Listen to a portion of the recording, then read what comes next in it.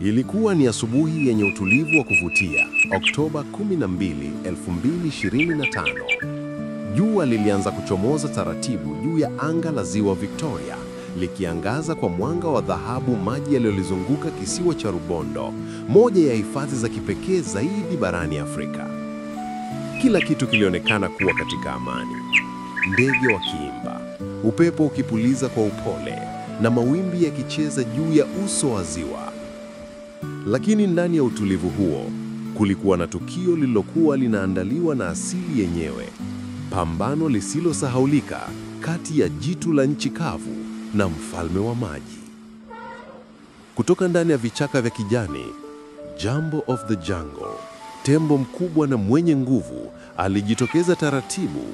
Ngozi yake iling'aa kwa jua na kila hatua aliyopiga ilitikisa ardhi ya hifadhi hiyo ya Rubondo. Alikuwa amefika pwani ya maji, akihitaji kupunguza joto la mwili wake baada ya safari ndefu. Kama ilivyo desturi yake, aliamua kuingia majini kuogelea. Tendo la kawaida kwa tembo, lakini siku hiyo halikuwa la kawaida hata kidogo. Alipozama taratibu ndani ya maji yenye kina kirefu, ulimwengu wa chini ya maji ulianza kuchangamka. Miongoni mwa vivuli vilivyojificha chini ya uso wa maji, macho mawili makali yalifumbuliwa, macho ya mamba mkubwa, mzee wa ziwa, anayejulikana na walinzi wa hifadhi kama mfalme wa maji.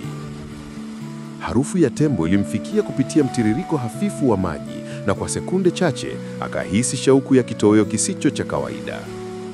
Kwa kasi ya kushangaza, mamba alisogea kimya kimya, akiyumbayumba chini ya maji, meno yake makubwa mithili ya misumero yakimng'ara. Akaelekea moja kwa moja upande wa ubavu wa tembo, sehemu dhaifu ambayo wanyama wengi wa maji hulenga.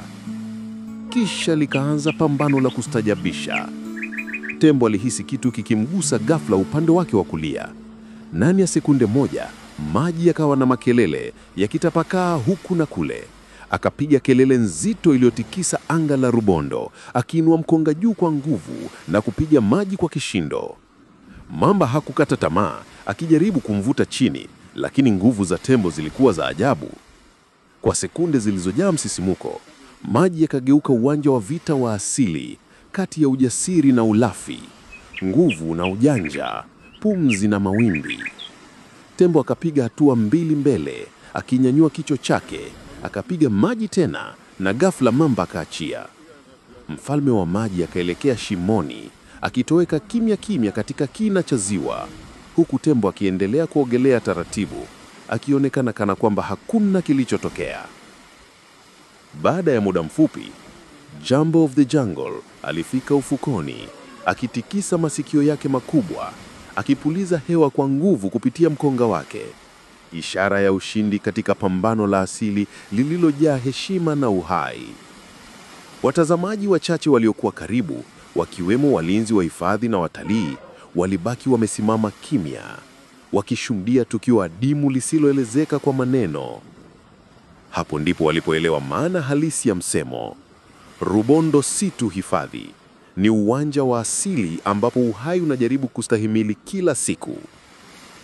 Na kwa macho ya asili, Rubondo ni zaidi ya kisiwa, ni hadithi hai ya uumbaji, ujasiri na mizani ya maumbe. Na kama unataka kushuhudia maajabu haya kwa macho yako, Hifadhi na Taifa Kisiwa cha Rubondo ndio mahali pekee duniani unapoweza kushuhudia Survival for the Fittest ikiandikwa upya kila siku.